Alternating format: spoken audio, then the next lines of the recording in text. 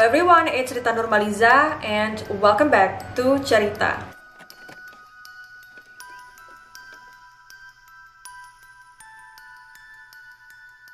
Di konten cerita sebelumnya, aku sempat membahas tentang kisah asli tentang Alice in Wonderland dan juga Snow White atau Putri Salju. Nah, di video cerita kali ini aku akan membahas tentang kisah asli yang menginspirasi dongeng Beauty and the Beast atau si cantik dan si buruk rupa. Kisah Beauty and the Beast ternyata tidaklah seperti dongeng yang selama ini kita ketahui seperti dalam film Disney. Namun kisah aslinya ini mungkin bisa dibilang lebih bernilai historis, tapi juga sedikit gelap. Seorang novelis Prancis yaitu Gabriel menulis dan menerbitkan kisah percintaan ini pada tahun 1740.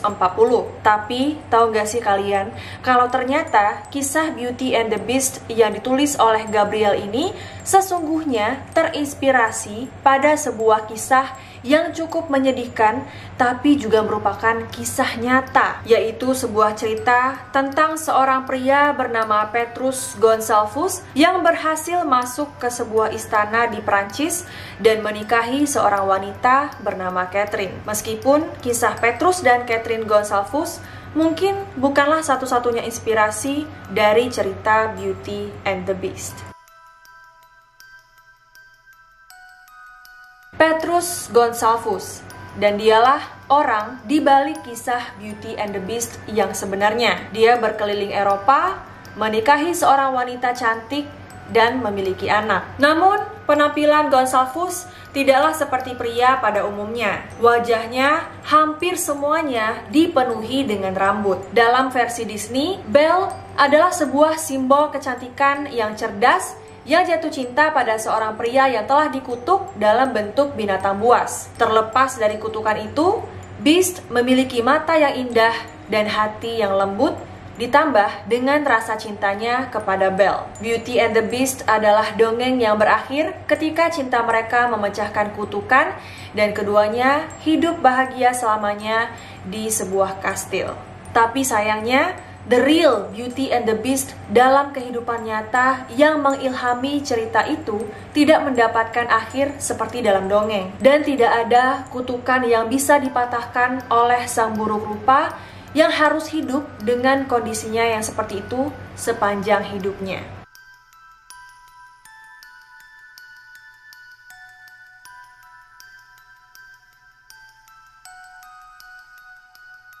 Petrus Gonsalvus lahir sekitar tahun 1537. Dia dilahirkan di Kepulauan Canary. Dia memulai hidupnya sebagai seorang budak, tapi bukan budak biasa. Petrus Gonsalvus menderita hipertrikosis atau sindrom serigala. Wajah dan tubuhnya ditutupi rambut yang tebal dan karenanya dia dijuluki Wild Man.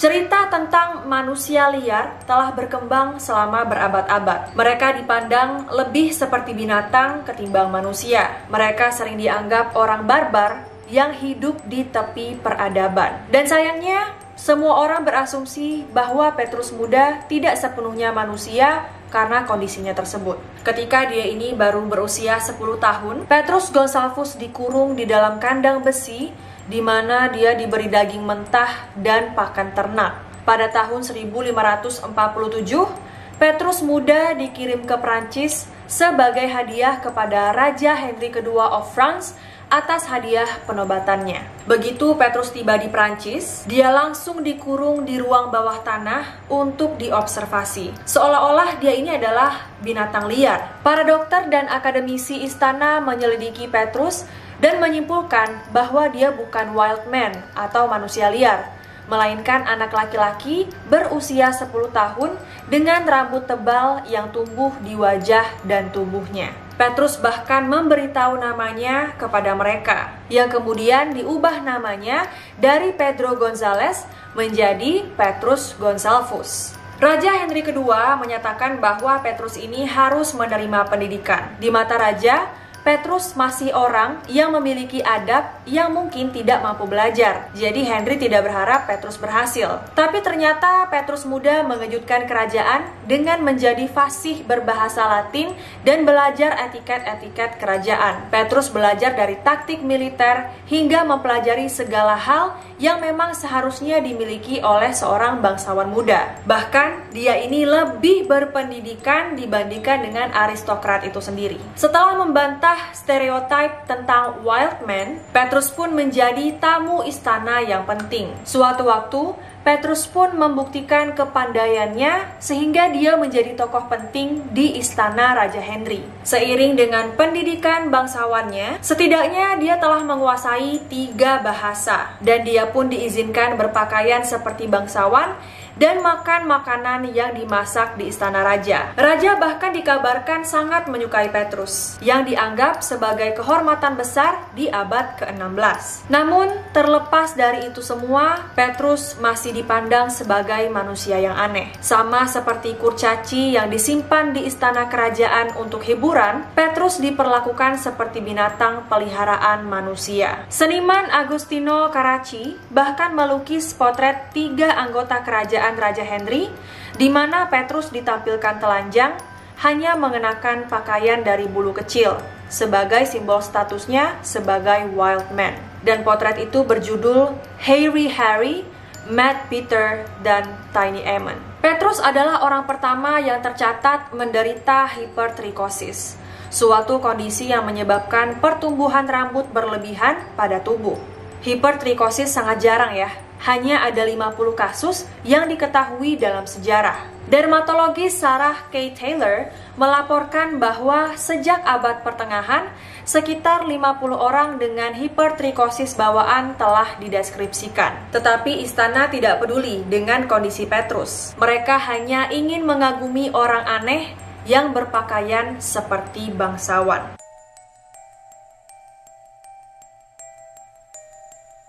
Setelah kematian Raja Henry II, ibunya yaitu Catherine de Medici memerintah Prancis. Dia ini memiliki reputasi karena kelicikannya, seperti ketika dia mengundang agama lain ke Paris untuk mengatur pernikahan dan kemudian memerintahkan ribuan orang dibantai di jalan-jalan. Ratu Catherine berpikir bahwa akan lucu nih kalau misalnya dia bisa mengatur pernikahan Petrus. Tapi dia memutuskan untuk tidak memberitahu calon istrinya tentang keadaan Petrus ini. Ratu Catherine kemudian menemukan sang beauty yaitu seorang gadis cantik yang juga bernama Catherine. Dia adalah seorang putri dari pelayan istana dan Ratu Catherine ini udah gak sabar ya untuk melihat seperti apa bentuk anak mereka nanti kalau misalnya si beauty ini nikah sama the beast. Apakah anak-anak mereka nanti juga akan ditutupi rambut seperti ayah mereka? Karena Ratu Catherine ini berharap bisa membuat hewan peliharaan kerajaannya sendiri dari pernikahan yang diatur secara tidak konvensional itu. Oh my god, jahat banget ya. Ketika Ratu Catherine memberitahu ke gadis ini bahwa dia akan segera menikah, otomatis gadis ini tidak bisa menolak ya pernikahan yang sudah diatur oleh Ratu. Sama seperti para anggota kerajaan yang sering dinikahkan tanpa persetujuan mereka, Raja dan Ratu bisa mendikte pernikahan anggota kerajaan mereka. Tapi Ratu Catherine memiliki kejutan untuk pengantin wanita yang sama sekali tidak curiga kalau suaminya nanti ini berambut tebal. Reaksi Catherine terhadap penampilan suaminya ini tidak terekam secara pasti. Tapi desas-desus yang beredar bahwa si beauty ini awalnya nggak senang dengan pernikahan itu. Tentu saja kenyataan bahwa tiba-tiba dia akan dinikahi oleh seorang yang disebut wild man pasti sangat mengejutkan bagi Catherine muda. Namun, seiring berjalannya waktu, dia datang untuk merawat Petrus dan keduanya pun menikah selama 40 tahun. Dalam beberapa tahun setelah pernikahan mereka, Catherine dan Petrus ini memiliki 2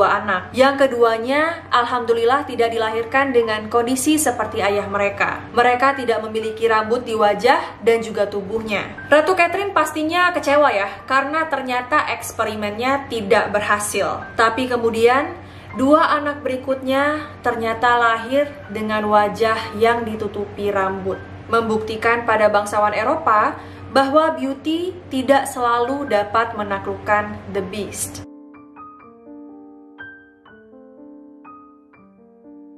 Singkat cerita, Catherine dan Petrus memiliki 7 orang anak, dan 4 dari mereka dilahirkan dengan kondisi seperti ayah mereka. Catherine, Petrus, dan anak-anak mereka dikirim dalam sebuah tur untuk menghibur keluarga kerajaan Eropa, dan di seluruh Eropa, orang-orang kagum pada Wild Family. Pada tahun 1580-an, keluarga Gonsalvus melukis potret mereka di sejumlah kerajaan. Dalam lukisan-lukisan itu, anak-anak Wildman selalu ditampilkan dengan pakaian bangsawan, seolah-olah untuk menyoroti kesenjangan antara penampilan buas dan status beradab mereka. Pada tahun 1590-an, naturalis terkenal yaitu Ulysses Aldrovandi memeriksa putri Petrus dan Catherine yang berusia 8 tahun, yaitu Antoinetta yang juga menderita hipertrikosis. Aldrovandi terpesona oleh Antoinetta dan akhirnya membuat deskripsi tentang gadis kecil dalam kisahnya tentang kelainan bentuk manusia. Seluruh keluarga Gonsalvus memiliki banyak sekali lukisan potret mereka. Tapi alih-alih diperlakukan sebagai monster, mereka secara luas digambarkan dalam lukisan seperti halnya keluarga aristokrat lainnya. Hanya saja ditutupi rambut. Gak ada lukisan yang dibuat dari anak-anak Gonsalvus yang dilahirkan tanpa kondisi Petrus. Mereka tidak dianggap sebagai keingintahuan. Dengan demikian, mereka tidak layak untuk diabadikan. Keluarga itu akhirnya menetap di Parma, Italia, di mana Duke Ranuccio Farnese mempekerjakan mereka. Tapi keluarga Gonsalvus masih diperlakukan seperti properti. Tidak ada cara bagi mereka untuk menjalani kehidupan normal. Sebaliknya, kondisi mereka dieksploitasi oleh para bangsawan yang ingin tahu dan melihat keanehan alam. Dalam sebuah peristiwa yang tragis, Duke mengirim 4 anak Gonsalvus yang berambut sebagai hadiah kepada teman-teman bangsawannya. Sama seperti Petrus, mereka dipandang sebagai hewan peliharaan dan bukannya manusia. Gambaran Catherine dan Petrus ini mengisyaratkan misteri hubungan mereka yang sebenarnya. Meskipun mereka sudah menikah selama 40 tahun dan memiliki 7 anak, namun apakah mereka benar-benar saling mencintai? Pernikahan mereka ini diatur sebagai lelucon oleh bangsawan Eropa, dan anak-anak mereka diseret untuk bertindak sebagai hewan peliharaan kerajaan.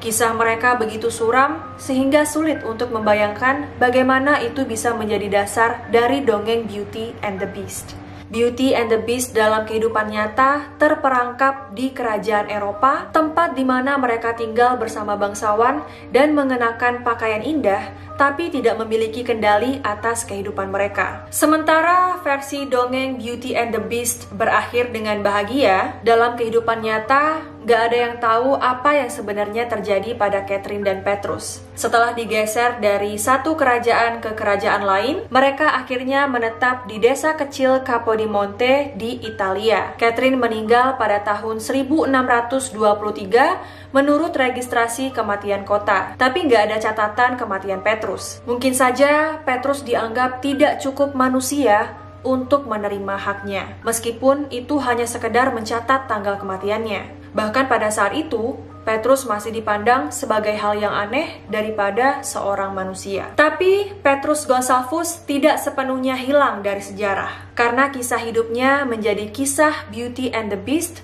dalam cerita dongeng. Sesungguhnya, kisah Beauty and the Beast yang kita tahu melalui kisah Disney disadur dari novelis Jean-Marie Le Prince de Beaumont di tahun 1756 menunjukkan sudut yang berbeda tentang bagaimana Belle menjadi putri seorang pedagang. Protagonis utama pria yaitu seorang pangeran muda yang merupakan korban sihir hitam. Dia berubah menjadi binatang buas dan dia akan mendapatkan kembali bentuk manusianya jika dia menikahi seseorang yang tidak tahu apa-apa tentang masa lalunya dan mencintainya dengan tulus. Namun sayangnya, Madame de Beaumont tidak memberikan penghargaan atau hak apapun kepada Madame de Villeneuve sebagai penulis pertama cerita tersebut. Terlebih lagi bahwa versinya lebih populer dan telah dijadikan banyak referensi dan diadaptasi lagi di masa mendatang. Nah, itu dia teman-teman, ternyata kisah asli yang menginspirasi dongeng Beauty and the Beast, yang ternyata kisah aslinya sangat jauh berbeda dengan dongeng yang selama ini kita ketahui di film Disney. But honestly, I feel bad for Petrus. Aku kasihan banget sama Petrus. Gak bisa kebayang gitu apa yang dia lalui pada masa itu. Dia hanyalah seorang manusia biasa, tapi selalu dianggap sebagai orang yang aneh atau bahkan dianggap sebagai hewan hanya karena dia ini berbeda dari manusia pada umumnya. Walaupun dia udah berusaha banget ya untuk membuktikan bahwa dia adalah manusia biasa sama seperti mereka, dia bisa belajar, dia bahkan nunjukin bahwa dia lebih pintar dari bangsawan pada masa itu, dia bisa menguasai 3 bahasa, tapi tetap aja karena penampilan fisiknya orang-orang tetap menganggap dia ini berbeda. Ya, memang terkadang manusia itu banyak yang menilai orang hanya dari penampilan fisik dibandingkan dengan kualitas yang ada pada dirinya. Di zaman sekarang juga banyak tuh orang-orang yang kayak gitu. Aku sering banget jadi korbannya yang selalu dihakimi kayak, Karita kok pakaiannya begitu, yang selalu aja mempermasalahkan penampilan luar daripada kualitas yang ada pada diri aku. Hal-hal yang positif yang aku sampaikan mereka tidak melihat itu, mereka hanya melihat kekurangan aku. Setiap aku bikin konten cerita tentang hal-hal yang positif atau memberikan wawasan kepada mereka, tetap aja mereka selalu komennya penampilan aku kayak, kok yang ceritain pakai bajunya kayak gitu. Padahal harusnya kan mereka melihat konten yang aku sampaikan ya, daripada penampilanku gitu. Well, kok ini jadi curcol nih, maaf. Well, menurut kalian apa nih pelajaran yang bisa kita ambil dari kisah hidupnya Petrus? Coba komen di bawah. I think that's all for today's video. Thank you so much for watching. Semoga video ini bisa menemani dan juga menghibur waktu kalian. Kalau misalnya ada informasi dari aku yang salah, kurang tepat, kurang lengkap, atau kalian punya informasi tambahan tentang kisah asli dari Beauty and the Beast ini, silahkan juga komen di bawah. Jangan lupa dukung channel ini dengan cara subscribe, like, dan komen, terus juga share sebanyak-banyaknya. I love you all so much, and I'll see you in my next video. Bye guys.